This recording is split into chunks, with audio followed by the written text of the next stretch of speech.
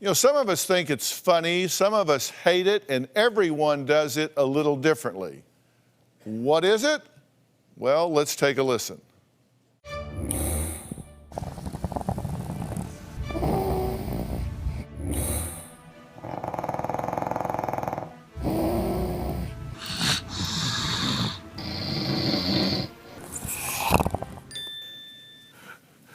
Well, joining me is my good friend, Dr. Freda Lewis-Hall, Chief Medical Officer of Pfizer. Welcome. Thank you, thank you.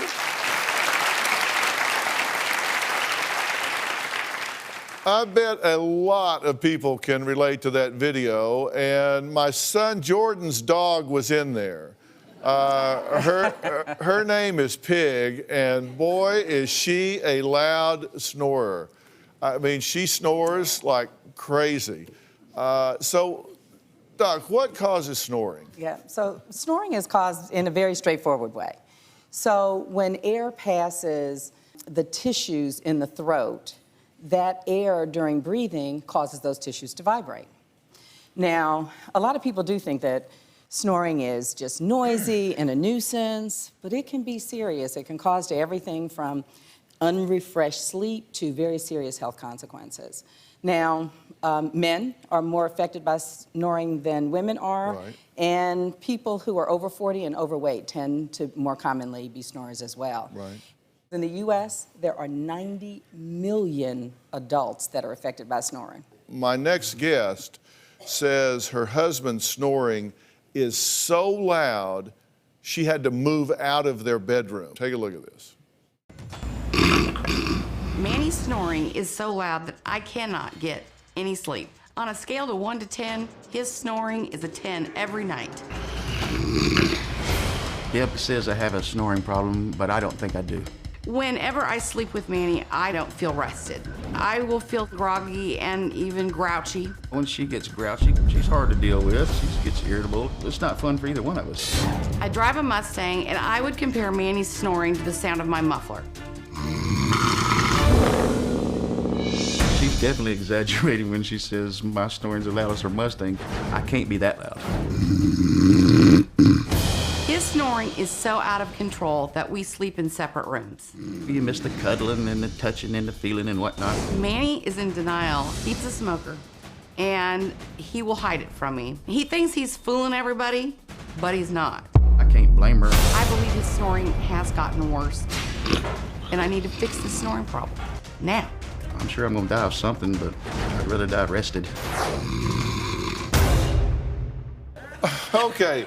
Well, Manny and Deb are joining us now, so welcome. And Manny, we heard from Deb that your snoring bothers her. She thinks I have a problem, but I don't think I have a problem. Are you deaf? Well, I don't hear it when I'm sleeping. I mean, it doesn't really bother me. I know it bothers her, but and that really concerns me most because when mama's not happy, nobody's happy, so. Well, but that's like a child coming to their parent in the night and saying, Mommy, Daddy, I'm thirsty, and you wake up and go, well, I'm not, go back to bed.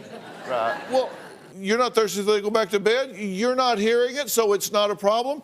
It is a problem. It's keeping you awake, right? It is. It shakes the walls. It shakes the walls. My biggest concern, though, is when he's snoring, there's times he actually stops breathing. Yeah. And then he'll, like, cough and start breathing again. So, Dr. Freda, you mentioned that snoring can mean health risks. Let's talk about that. Absolutely, and it's not just a health risk to the snorer, it can also be the snoree, if you would. I just made that up.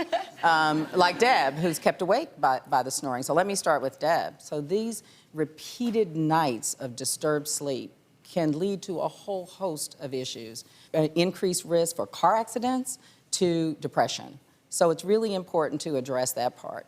But for the snorer, it's also a signal, or could be a signal. So studies tell us that snoring may be a serious risk factor for heart attacks and for stroke. And for both of you, the fact that you're really not getting a good night's sleep means that you could suffer from daytime drowsiness, which is dangerous for you, but may also be dangerous for the people who are around you. So when should we be concerned about snoring. Deb raised a big red flag, and that is this gasping or choking Yes. for breath during sleep. That's an important thing to notice. This may be a symptom of obstructive sleep apnea, and this is a condition in which during sleep, breathing is repeatedly interrupted by either shallow breathing or by full stopping for brief periods.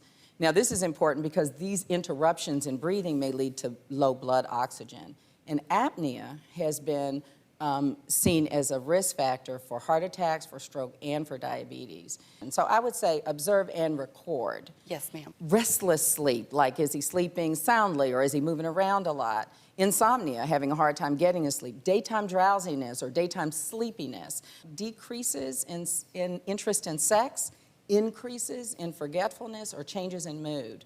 If any of these things are happening to Manny, but also to anybody who's listening, this deserves telling your doctor right away. Okay, and what can he do to help her and himself, for that matter?